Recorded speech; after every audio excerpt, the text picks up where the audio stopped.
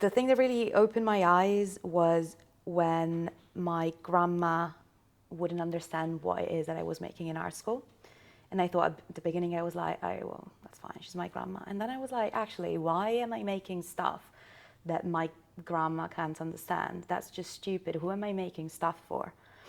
And so that's, I guess, where the mission started, trying to bridge that gap between skills and judgment and exclusionary cults that are within the arts and crafts.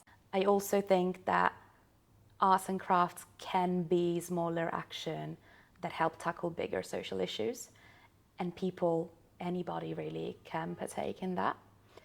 I feel like connection is the most important thing of all of our workshops, all the workshops that Craft Forward does.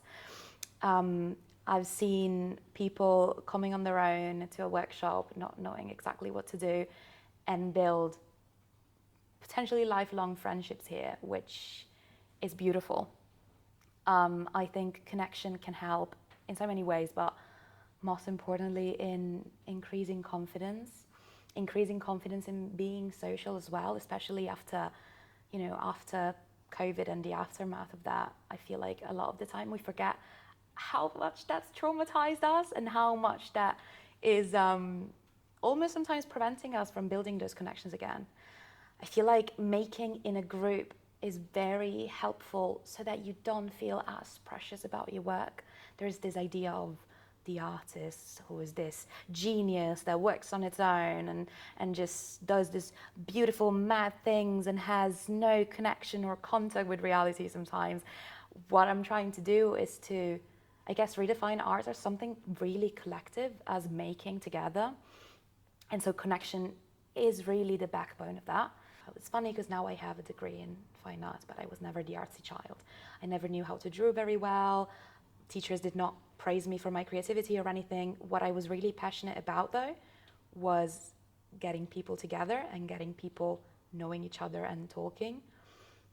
And this has been the thing that has pushed me my whole life and continues to be my biggest inspiration. I feel like there is so much power in getting people in a room and getting people that maybe wouldn't even talk to each other to do that. I guess my biggest inspiration is people. My biggest inspiration is the people I meet. The most important part about the Knit Club is for people to know that it is a space where they can come as they really are. So they can come, sit down, have a chat, have a cup of tea, and not even touch a pair of needles, and that's fine.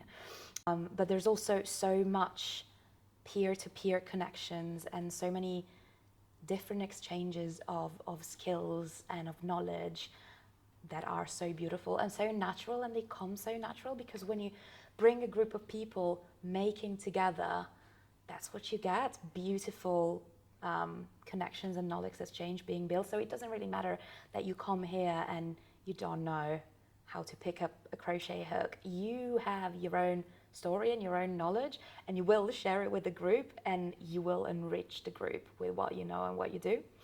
So I don't really believe that we got beginners coming. I think that we just have people with different kinds of expertise. My grandma taught me how to knit actually in the first lockdown as I was living with her. And I was making all sorts of things, jumpers and scarves and everything knitted and crocheted that you can think of.